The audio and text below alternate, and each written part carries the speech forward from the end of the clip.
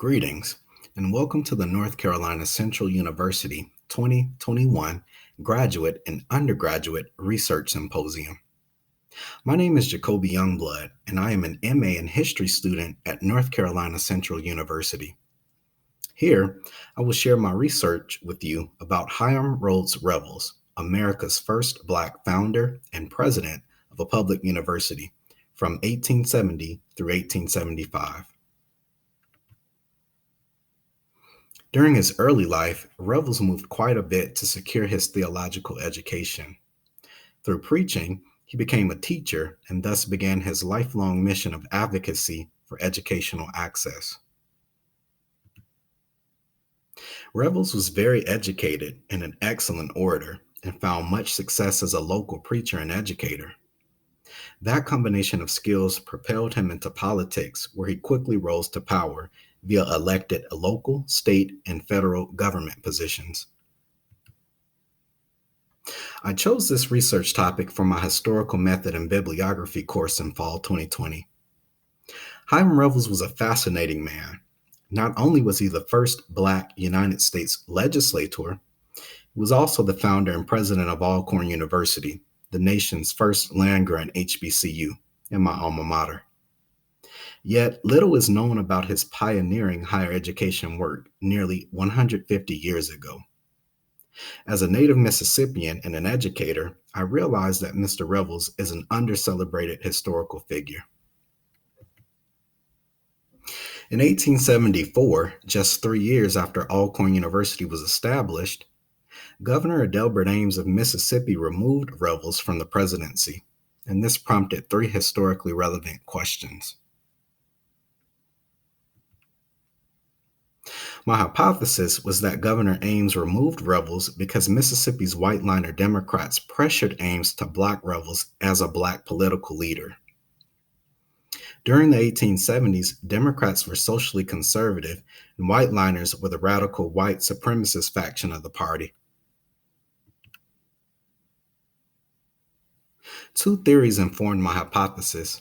The first theory was the Panic of 1873. This economic depression severely impacted the state of Mississippi, a rural agricultural state, within 8 years of the devastating American Civil War. The other theory was redemption. This was a violent coup led by white-liner Democrats across the South, including in Mississippi, during the mid-1870s. They wanted to avenge the defeated Confederacy. White-liners terrorized a coalition of Blacks and white liberals known as Radical Republicans, and the white-liners completed an insurrection of Mississippi in 1875.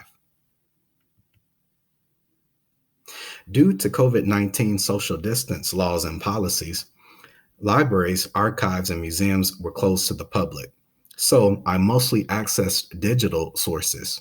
However, I accessed many physical sources via the Triangle Research Libraries Network. Reconstruction historian Eric Foner even emailed me his notes about Revels.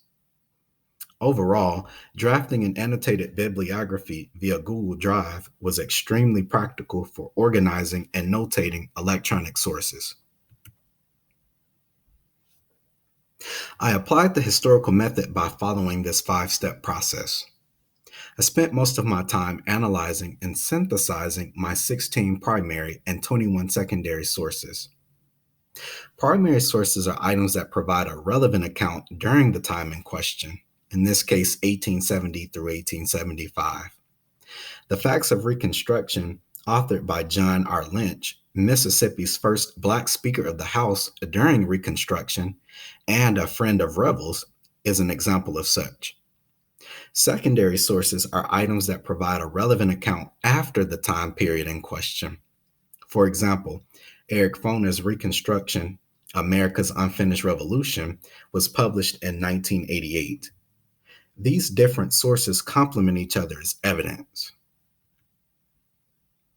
Mississippi's trio of power included Hiram Revels, Adelbert Ames, and James Alcorn. Each of them were former United States senators for Mississippi, as the state was readmitted to the Union, and as the state implemented its new Reconstruction Constitution. Understanding the complex relationship between these politicians helped uncover a useful timeline.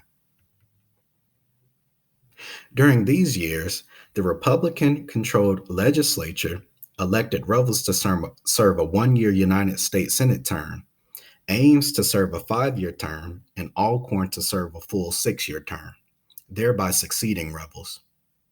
Revels completed his United States Senate term, and the Mississippi legislature elected him president of Alcorn University.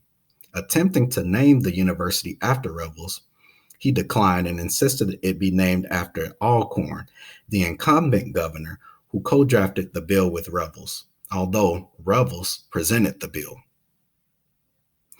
Alcorn retained his seat as governor, not being sworn into the United States Senate until 9 months later, amid accusations that he misappropriated Alcorn University's initial land grant funding. Next, Revels became even more visible and influential in Mississippi because of the university's success under his leadership. Senator Ames and Senator Alcorn suddenly began battling for state power from Washington, D.C., and both ran for governor of Mississippi in 1873.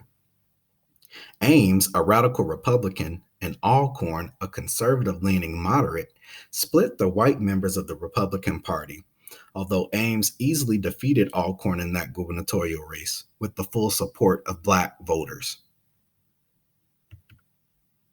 Although Ames was governor, Black Republicans gained considerable power as their party elected several Black leaders into powerful statewide positions, including Lieutenant Governor, Speaker of the House, Secretary of State, and Superintendent of Education. Governor Ames immediately removed Revels as university president, claiming without proof that Revels had campaigned for Senator Alcorn. Subsequently, the interim university president implicated Senator Alcorn, the then defeated gubernatorial candidate, in yet another university scandal. Within the year, Whiteliner Democrats reinstated Revels as university president. Thus, a rigorous, critical analysis provided 5 points that revealed a clear set of synthesized significant facts. However, the key takeaway was that Mississippi was a predominantly Black state, and the majority of Mississippi's registered voters were Black Republicans who had reason to know Revels and favor him. Therefore, Governor Ames and Senator Alcorn conspired to neutralize Revels' influence over the Mississippi Republican Party. Thus, Ames removed Revels to block his path toward Mississippi's governorship. This blocked the most viable Black candidate in Mississippi from ascending to governor and kept white Republicans from losing their positions and influence within the Republican Party. This result did not support my hypothesis, but it answered my 3 research questions. It provided logical explanations and additional details for why and how Governor Ames removed Mr. Revels as university president. It also offered clarity of interpretation through careful analysis of evidence. Perhaps this research will inform the study of public history in higher education and help expand Revels' historic legacy. I will share my presentation with the Alcorn State University campus community for its 150th anniversary celebration. This concludes my oral presentation, and I've attached a link to view my extensive research paper and bibliography. If you have questions, you may either email me or ask me during the live virtual sessions. Thank you.